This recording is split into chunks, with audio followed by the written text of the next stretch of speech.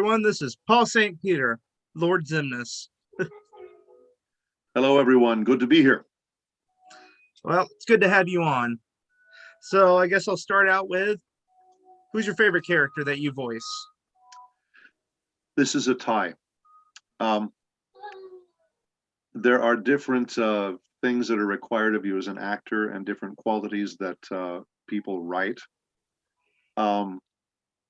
I have to categorize these. The sweetest, most vulnerable, lovable, cuddly little character I've ever done is Wormmon.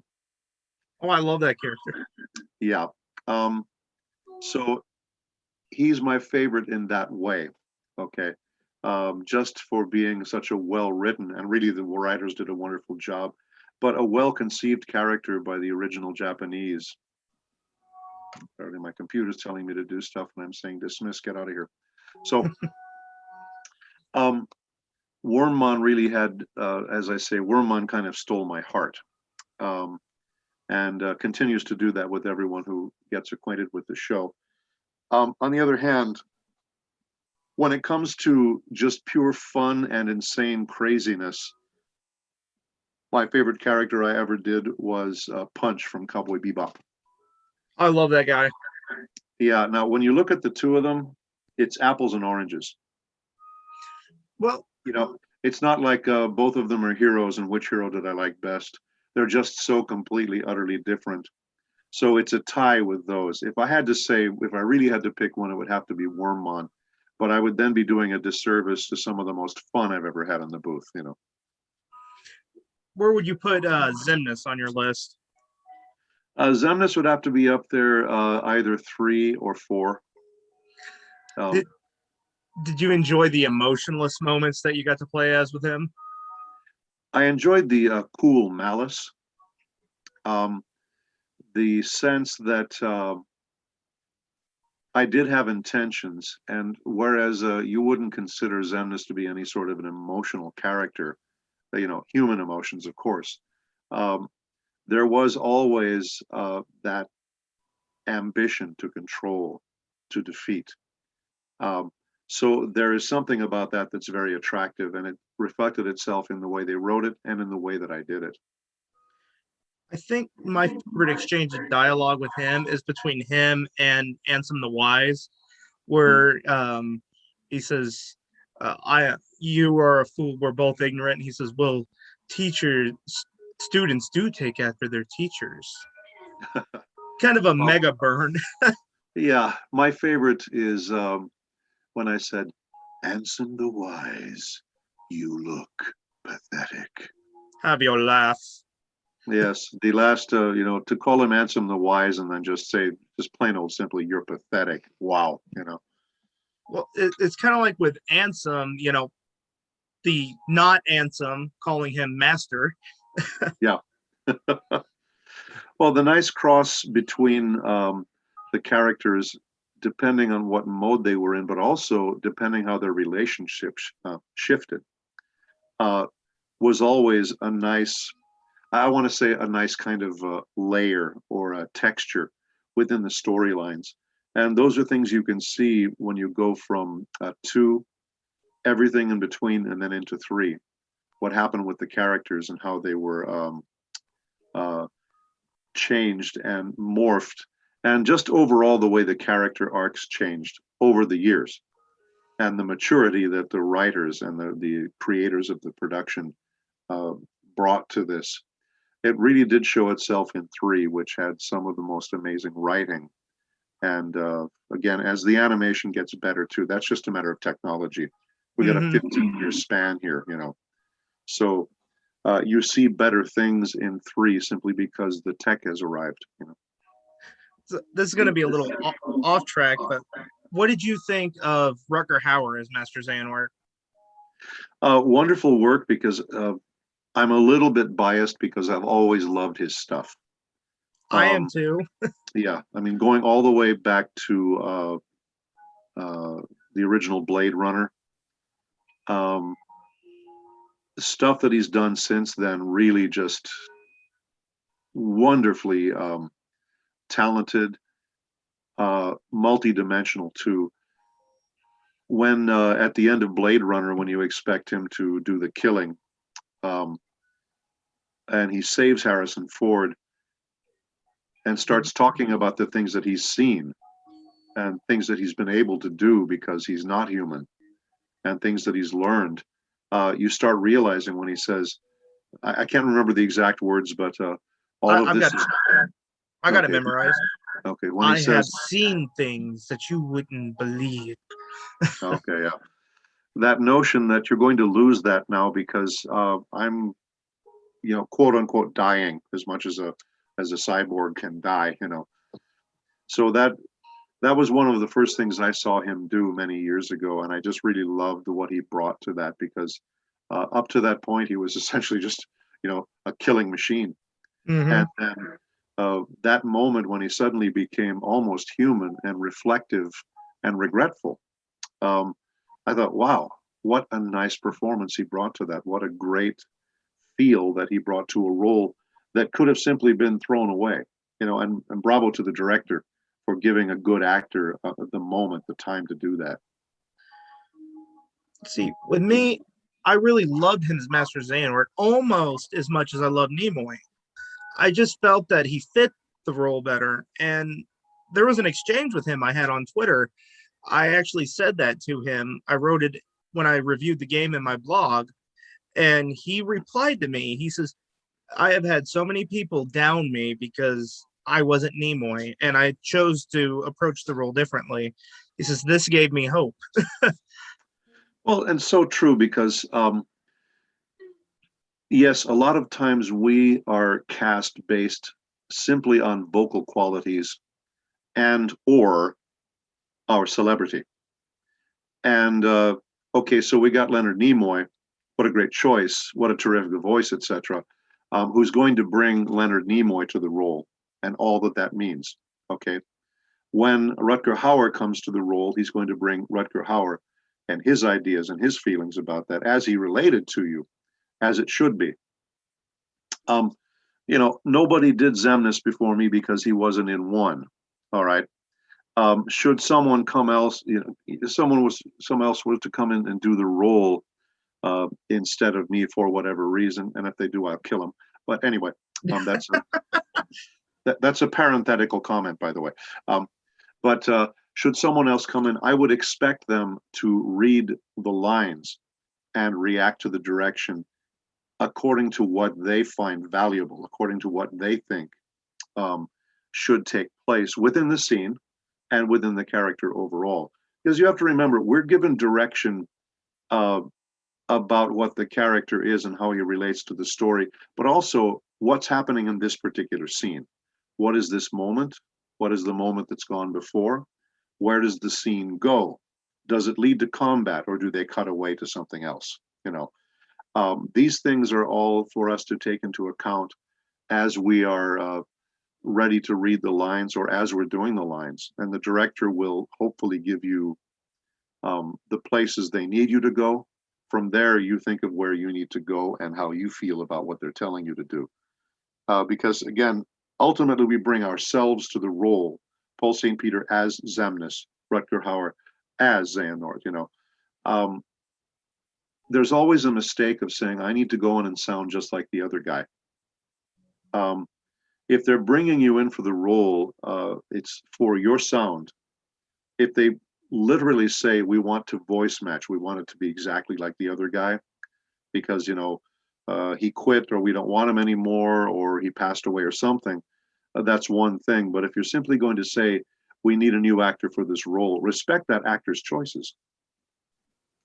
That I agree with.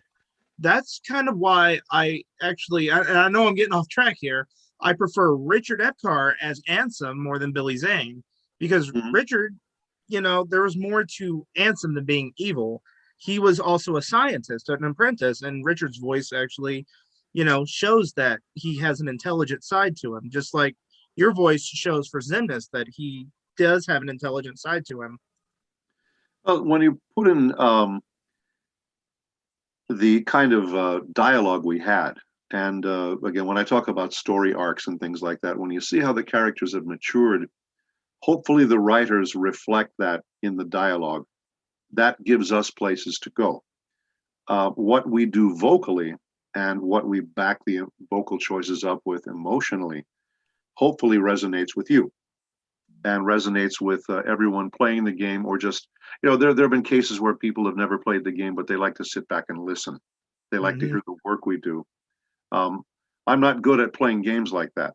I probably would get good if I really dedicated myself and worked at it, but I'm not good at games like that. I still play turn-based games and I still play board games. So um, there is something in the sound, and of course the music naturally, but there's something in the sound of the game that we as actors bring to it that will be pleasing to the ear, that will intrigue people. That's part of what brings people in the storyline and what the actors bring to that storyline.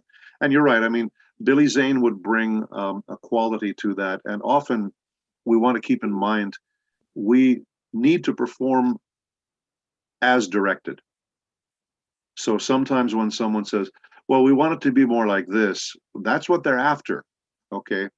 Not only did they choose me as the actor, they're also signing the checks. So these are things you have to think about too, Um, so, when I went in and to say play a role like Leomon, um, there was something about the character that really resonated with me. And to this day, my favorite hero that I've ever played. Okay. There was something in the emotion that I could bring to that when he was the savior, the guardian of these little children. You know, something about that really did kind of sing through my heart and through my mind and caused me to perform it the way I did. That is what the role called for, and that's what I brought. Okay. They didn't say, we only want you to be big and mean and tough and sound big, mean, and tough. So they cast me for my sound, and hopefully they appreciate the fact that you as an actor bring a certain quality and a certain, je ne sais quoi, you know, with a certain uh, uh, choices that you do.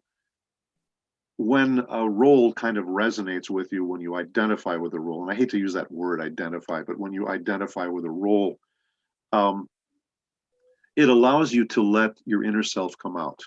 If that character makes you feel inspired and heroic, and the writing supports it, boom, that lets the actors released. That stuff comes out, When I read the dialogue as Xemnas, there's always something reasoned out. There's always a reason I've shown up here or followed someone there or am standing where I am ready to fight. And you need to think that stuff through. You need to say, all right, this line means this. And Mickey or Sora or somebody's standing in front of me and they're ready to fight or they want to talk or something's going to happen.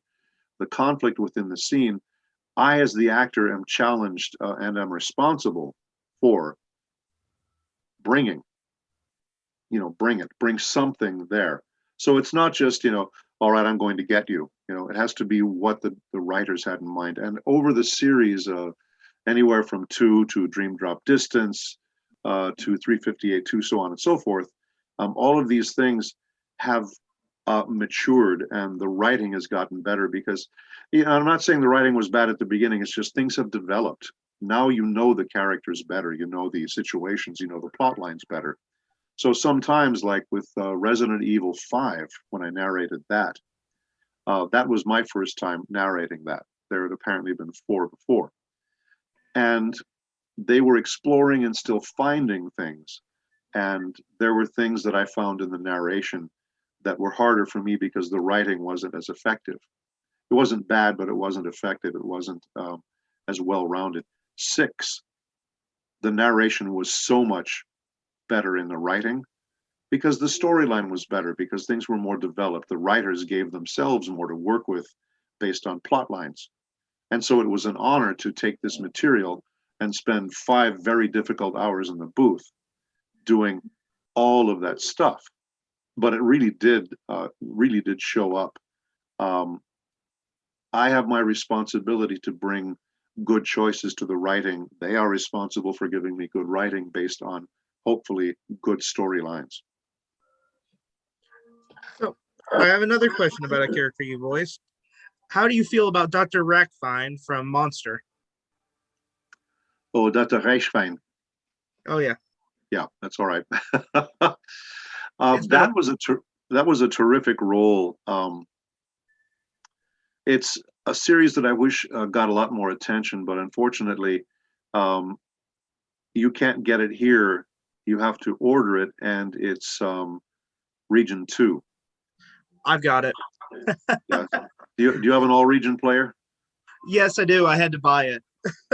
Yeah, that's the position I'm in. I recently ordered a, a comedy series from Britain that went on 3 seasons and received it, and I didn't pay attention because I look for these sort of things. I thought I saw this was a version that was playable in the USA. I received it and it said will not play region two, and I went, so yeah, that is a wonderful series, and I loved doing the role. The writing was terrific. We had great opportunities. The director Patrick Seitz and I got to be good friends. I didn't know him before then, and we got to be very good friends during that show. Um, that is a role that I would point to when I say you can bring a lot of dimensions and a lot of things to the relationships. Again, dialogue well written.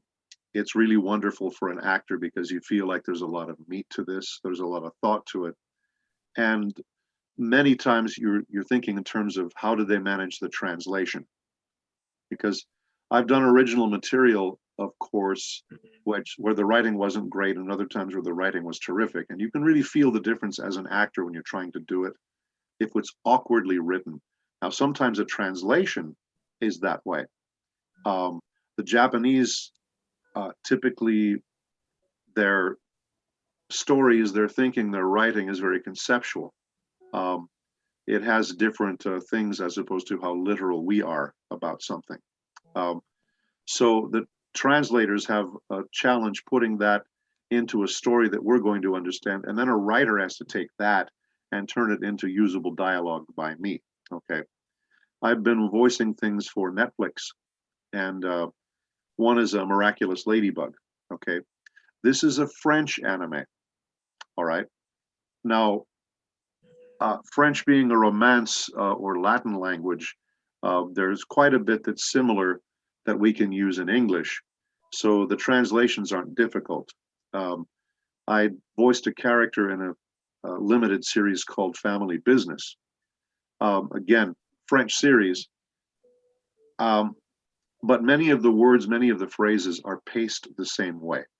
So you can get a pretty good sense of when they're going to say something in French. When we translate it, you're going to be in much this in terms of flaps and timing. You're going to be in pretty much the same range. So it's fairly easy for me to work on that. The fact that the writing is very clever and the characters and the storyline and the way they shot it and the way um, the insane plot line goes makes it really good too. Um, but you really do run into problems when you're dealing from one language to another. Um, the nice thing with characters like Reichwein was that being as he was a character that was, you know, a professional, okay, essentially he was a doctor. We weren't talking about someone who had a problem with grammar or who was, let's say, a quote unquote lower class character. This was a very well thought out person, a very thoughtful person, a doctor who was a professional. So they wrote him with that in mind, and that made it easier for me to do. Reichwein is one of those characters that fits within, you know, a story that can be sometimes disturbing. Because I tell people, well, it's animation, all right, but this is about a serial killer. They go, what? And the old feeling is still there. You can't do that in cartoons. Sure, we can. I just felt like Monster is so good that like you don't have to like anime to enjoy Monster. That's how great a series it is. Oh yeah, Bebop is like that. If you know, people that, well, you know, oh, it's a cartoon. I'm not into cartoons. I watch real stuff. Well, if you give that stuff a chance and just open your mind up to the fact that these are characters within a story, um, and they have beginning, middle, and end. They have goals like anybody else. They have conflicts like anyone else. If you open yourself up to that and just let yourself fall into the story, you'll forget that it's animation. Yeah, of course, Spike Spiegel has legs that are like 9 feet long, that kind of thing. So it's the Japanese overall anime style. Um, I've done animated series from France and Germany where their styles are different. Um, the German anime that I've done is very, very goofy looking. It's a comedy series and it's very, very funny. So you go with it because it's goofy and funny and crazy. Okay. Uh, and that can bother people because they say, well, animation, cartoons, I don't watch that stuff. It's for kids. If you understand that there are adult plot lines and adult writing with these things, and it's PG-13 or even R-rated, that sort of thing, and just let yourself accept that, you'll forget the fact that you used to call yourself someone who wouldn't cartoons. Mm-hmm. Instead, you will really enjoy that. You'll fall in love with the characters. You will get caught up in the plot line. Monsters like that. Bebop is like that. If you watch, Well, oh, Akira's like that. yeah, Akira's like that. I was thinking Castlevania is a great example of that too. Watch Castlevania, and here you are saying like, "Oh my, this is terrific," and I like these characters, and they're interacting like human beings. No, it's not just all. Their first thought is that, well, it's like Scooby Doo or something. No, not or even, not even or remotely. superpower rip off my shirt kind of show. Well, exactly right. So because the dark and human and very grown up qualities of, say, Batman, for instance. Okay, this is a dark story about the Dark Knight, and you have to remember that this is what they call a creature of the night, and he deals with criminals and this ugly, awful side of human beings. Um, if you forget that it's something that was created in a comic book, uh, and just look at the story, and then accept the anime and the film um, as itself, you'll be good with it. Just give yourself a chance to do it because, as Mary Elizabeth McGlynn said in the extras, extra features, on the series Bebop, she said if there's someone who is not into anime but they're curious about it and you want them to start on something, start them on Bebop. They will fall into it. They will love it. And I must say, the just not too modest here, the voice work we did on Bebop was dynamite. It was absolutely dynamite. Bebop was terrific. I can't think of a bad performance in that anime either. Uh, Everyone was great, from Steve Bloom to Skip Stelrett. I mean, Mm-hmm. everybody knocked it out of the park. You were Oh, great as sure. Punch, or Yeah, I mean, Alfredo, or yeah. I mean, Kevin Seymour, our wonderful, late great producer, bless his heart, did a role in that, and I did not know that. he Uh, was he, the guy that got experimented on. yeah, though, and he did all these weird and crazy things, and vocally did strange. I think he had this weird perk where he was afraid of something really dumb. A cat. That yeah, I was trying to remember. I thought it was a cat, but I don't want to say that automatically. But yeah, he was scared of cats. I only found out later that that was Kevin. Kevin was one of these painfully shy people that I would never have thought would have gotten in front of a microphone and not only performed, but performed something that was so out there. Um, That character was nuts. I mean, yeah. And I went like, my God, that was Kevin, because I heard that from Mary and I said, you're kidding. No, that was him. But everything, guest stars, even one episode things, just, short little bits were just terrific. I mean, friends of mine like Steve Kramer and Mike Reynolds, guys that I've been working with for decades now, had small parts in there, and they were the ones who were sitting around the table and end up being the pilots, mm-hmm. in the movie Cowboy Bebop. I And they, love those, the three old guys. Yeah, I love those yeah, guys. and they were in the series at one point. And so when they did the anime movie and they decided, yeah, we're going to have these guys come and they're going to do that sort of thing.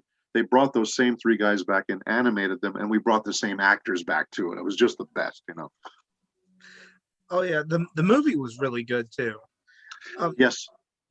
I think one of my favorite little one-off characters was in the first episode with Kirk Thornton. He played the guy with the red eyes. Uh-huh.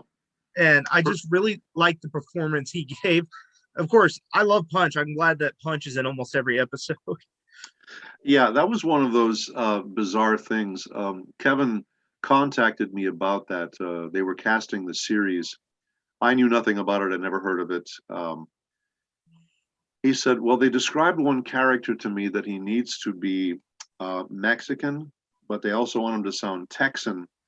Um, and he's on this weird show. He needs to have those sounds, and you were the only person I could think of." And he said, "Can you do two accents at one time?" And I said, "Well, no, you can't do two accents at a time, but I'll do this for you. I will change accents in the middle of a sentence."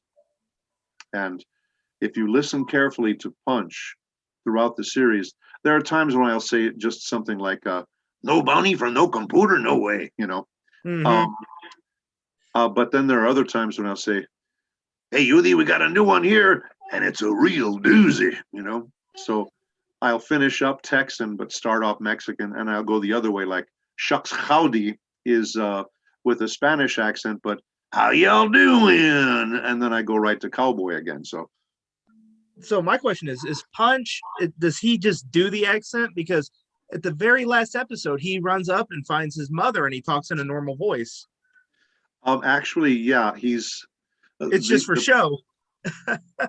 yeah, and this is the way it was laid out to me. The people who and this is in space and on Mars, not on Earth, you know, Mm-hmm. as the story goes. And they go to different places, but basically they're either in space or on Mars. They're somewhere, and they're watching this show. The way they laid it out to me was that wherever this world is, no matter who created this, it was as though the producers wanted to put Western American stuff in it, cowboy style stuff, but they didn't know what they were doing. So they got this actor and they said, "Well, we want to kind of do this and we want to do that, et cetera, et cetera." And the actor wasn't very good at it, but he just did his best.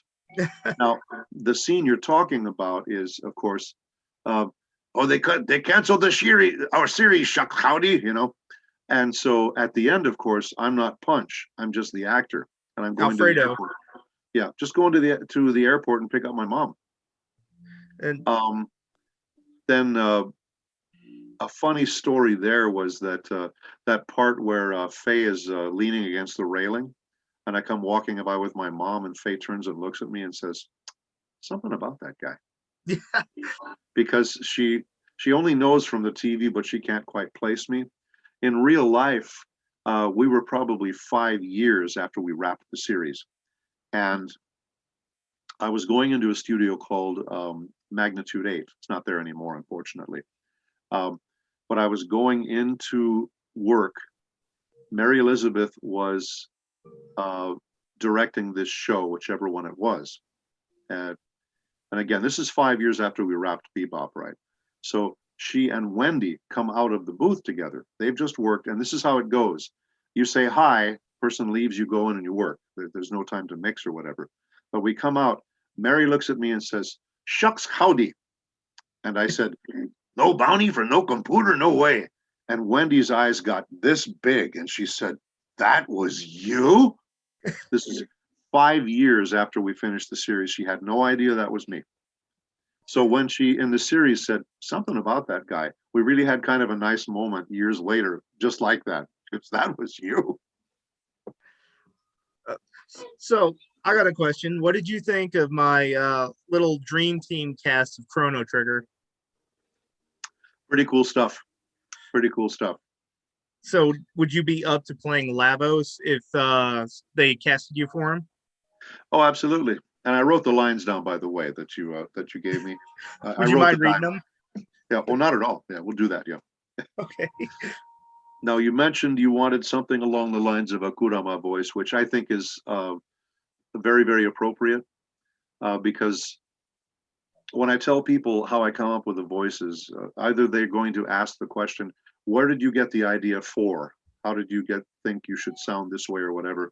And I like to describe the process when it applies. Um, so if I look at a character and he's tiny and kind of mousy,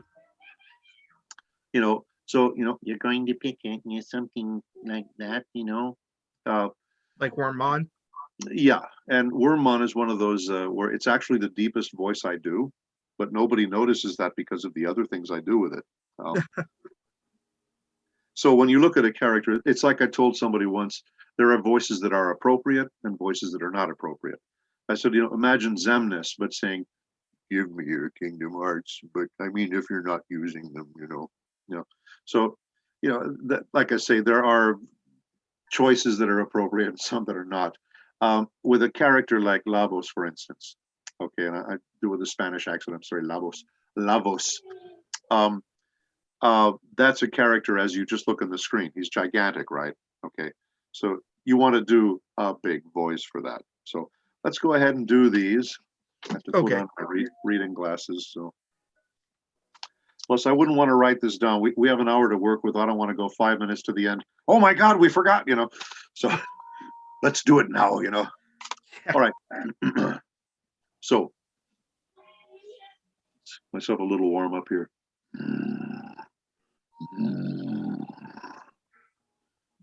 I am Lavos, the destroyer of all life. The day of Lavos finally comes. I've fed on this planet's life for millions of years. That actually sounded better than I thought it would. And given, the microphone quality on Zoom and PCs, which is pretty good, but it's not studio, I'm glad you're pleased with it because I don't know on the other end what it's going to sound like. Well, when I edit it together, I'll put the music from the game behind it and then Okay, add that clip all together. That's what good. I did with Richard's Magus. Okay, yeah.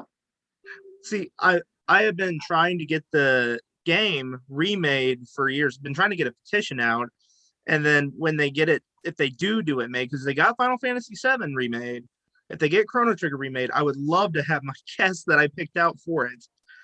Well, as someone who's done all the work, I certainly hope that your advice is considered. And when they look at not only the casting choices that you've made, but the way you've kind of groomed this process along, I would hope so. You know. I have some interesting choices. The main character, I was wanting Johnny Young Bosch to play him, and then Uh, and one of my friends was over one day, and he was like, "Who would you get to play Lavos?" I said, "Oh, that's easy, Paul St. Peter, no problem." It's like, yeah, why? I said, "Have you not seen Naruto?" yeah. When uh, people talk to me about the characters and the voices, and they ask me where I got that voice. I first heard it years ago, where a friend just did it, and I did it back to him, and his eyes just popped, and I went like, oh, "Well, that's, I guess, like your basic satanic voice." But there are things you can do with it to layer and subtleize it, if you want to call it right. That because there are times like with Naruto, even though I am still the nine-tailed demon fox and I'm still huge and I'm still dangerous and all that other crap, um, there are times when Naruto and I are actually consulting about combat. Or in Boruto, when he came and asked me what to do by like about being a dad, and I just was very very mean with him. Get on the stick and blah blah blah and get to work, and it was something very very quick and easy that happened like that. Um, so as the relationship changed, the way we spoke to each other changed too. But I was still the nine-tailed demon fox. I would still destroy a village and wreak havoc on everyone, and using the same voice I always had.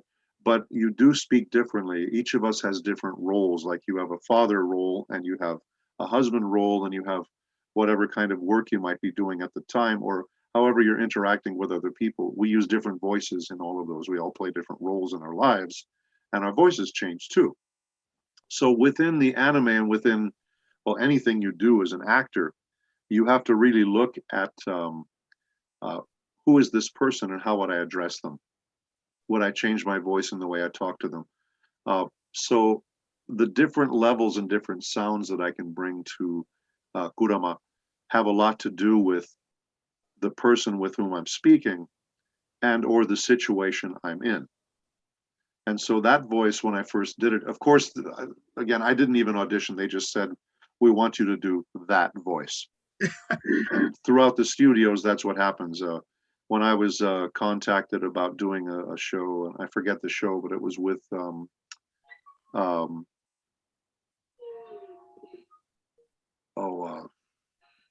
not Jeff Nimoy, but another director I've worked with for quite a long time. Of course, his name escapes me right now. Uh, but when he contacted me, he said, all right, yeah, the client was looking at all the people we're going to cast and whatever. He says, they want you to do that voice. So I just know what they mean when they say that. When I was younger, I actually thought the nine-tailed fox was voiced by Frank Welker.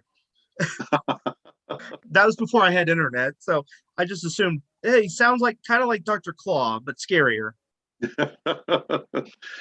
Yeah, the variations I've done on that voice, for instance, with the Digimon movie, where I was Kokomon, but also Diaboroman. Um, there are differences in textures. You can make it more whispery or less whispery. I wouldn't make it wispy, no. But but there are different ways you can texture that and use it, and changes you can make in the pacing.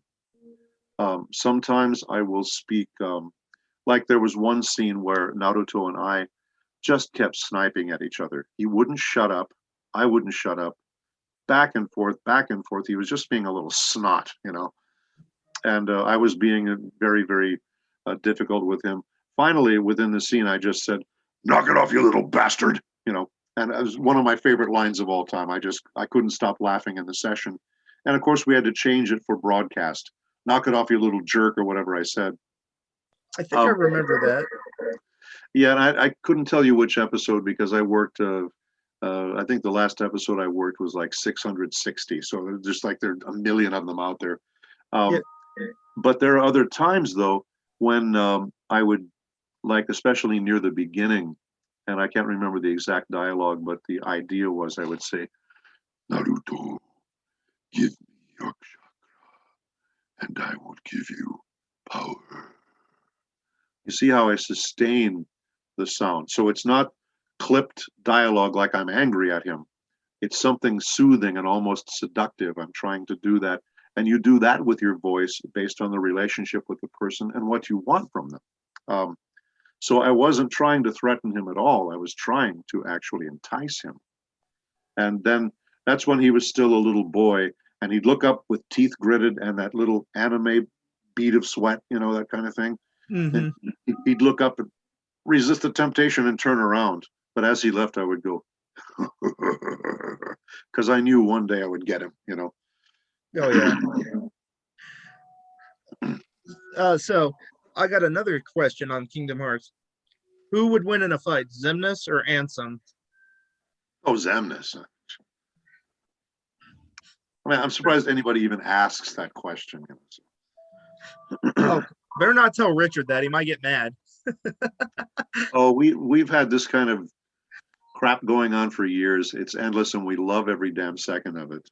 We were on Twitter, and he posted a meme of Raiden, and he captioned it, "I am Raiden, the God of Thunder." And that's the first time I'd seen the picture. Now he wears one of those hats, right? Mm-hmm. Like they wear in China, Vietnam, and stuff like that when they're out rice farming, right? So he puts on there, "I am Raiden, the God of Thunder." And I answered back, "And I am Xemnas, the Lord of Darkness. Chill out, you rice farming peasant." And his reply back to that was, "Xemnas? Never heard of her." And so, I think I seen that. oh, it was classic. Somebody said, "You two behave." And then we both went to uppercase. And he said, "He started it." I said, "Did not." And he said, "Did too." So we do that all the time. It doesn't matter where we are. Uh, we will always rip into each other. We were doing a midnight panel at Anime LA, and um, we were talking about what we need to bring to a session, how many different voices you have to do sometimes. And I described a situation where we were doing live action, and it was a Walla scene. So we were voicing a crowd of people, and we did 5 passes. If there's 60 people in the room and there's only 8 of us voicing that, we have to record 5 passes, mix them so it sounds like a group. So I did 5 different passes with 5 different voices or accents or languages. So I brought a lot of stuff to it. And Richard said, "Is there anything you can't do?" And I said, "Yeah, I can't stand you." It just brought the room down. We crack up, but that's it. It's he and I will just go at it and at it. It's just the best. We're so close friends. Oh yeah, I noticed it like when I could tell there was like some type of closeness going on during Ansem and Xemnas' scenes together. So basically, he's your shadow. Well, we each know who's talking to whom and what the voice sounds like. Mm-hmm. Unfortunately, when you go in and you're the first one to record, you don't get to hear the dialogue before you. So as an actor, you have to make that work without being cued. Quite literally, there's nobody cueing you. There is a great advantage to hearing the other person. On the other hand, that might lead you to do a line of dialogue in a way that you didn't originally intend. Maybe your original intention might have been better by itself, but doesn't fit the scene as well. So you need to react on the fly like that. And the director will catch stuff like that too sometimes. Well, I know, I remember Bob Buckholes. That's the name of the director I'm talking about. He was my director for much of Kingdom Hearts. so did you actually get to film? I know you don't. You record alone, but did you actually get to meet like Leonard Nimoy and Rutger Hauer or anything? Never. If it's not a voiceover actor that I already know from Kingdom Hearts, I've never met them. Okay. I I was keep just look Well, I keep looking on Twitter, and they have these announcements saying, "Happy birthday to so and so, the voice of blah blah blah in Kingdom Hearts 2 or 3 or throughout the series or whatever." And they show their picture and then their character, and I always say, "Happy birthday, Kingdom Hearts brother or sister." mm-hmm. Um, and I'm amazed at the number of people that have worked on all the different parts of Kingdom Hearts. It's just an endless list. And if it's not Richard, if it's not Kirk, um, if it's not say well, whoever it's been, the Derek various Stephen Prince. yeah, the various ones that I get to see at cons. And luckily when Derek's in town, um, he and I will meet for a drink, and we actually did a little podcast one time from a pub. And uh, these are people that I've worked with for decades. And beyond that, though, some people record remotely. Some people come into the studio and work. I never got to meet Leonard. I never got to meet Rutger. I refer to them by their first names here. That's very presumptuous of me. Um, Christopher. yeah, I never met to good old Chris, or we like to call him Chris E. But I never got to meet Christopher either. And it's too bad, but people have to remember, we don't meet as a cast and read everything together. It really is solo work. It's why it is such a difficult style of acting, because you are not interacting with another person on the spot. You don't get the eye contact. You don't get their intention and their emotion leading you and inspiring you. You're on your own. So that's why it can be very, very difficult to get. You have to bring all that stuff with no one helping you. Only the Mm-hmm. director has told you. You as an actor got to bring everything in the suitcase. Well, I've got to say, thank you so much for coming on to the show. I really appreciate it. It was my honor. My honor, and glad to keep spreading the message, keep all of this alive, because there can always be more Kingdom Hearts, as long as there is an appetite for it, and as long as people keep the story and the show itself and all of the recollections alive, because it's meant a lot to everyone. Um, Oh yeah. Digimon also, um, Cowboy Bebop also, all of the stuff we've done. Yeah, there are some things that have come and gone and they're finished. We want to keep people talking about Bebop because we want the generations to know it's such a wonderful show. But actually doing more anime of Bebop, no. The feeling was that once, spoiler alert, once Spike died at the end, Or did uh, he? or exactly, we only knew that he fell. ooh, you know. But the feeling at that point from the animators, from the client, as we call them, producers, etc., the feeling from the client was this is a good place to end it because there was more animation after that. There were more episodes after that. But it does very much feel like from beginning to end that it is Spike's story. And I wouldn't retitle the series that, but that would be a good subtitle for it. Cowboy Bebop, Spike's story, you know. I would like to see like a prequel and call it the Red Dragon, and I'd like to see it from Spike and Vicious getting to join the Red Dragons. Plus, it'd be an excuse to bring back Skip. So, Yeah, exactly right. And that's the nice thing too. There are elements with that. Like we find out about as the story goes on, we find out more about Faye. Okay, there are things that could be done in terms of Faye's story. You know, was she always mercenary like this? Um, did she grow up that way? Did something happen in her youth? Uh, did her circumstances simply put her there and make her rise to that level of the kind of person you have to be to, you know, to become a bounty hunter?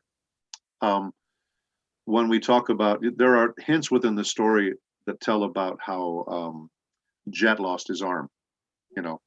So there are things here and there so you can learn about that.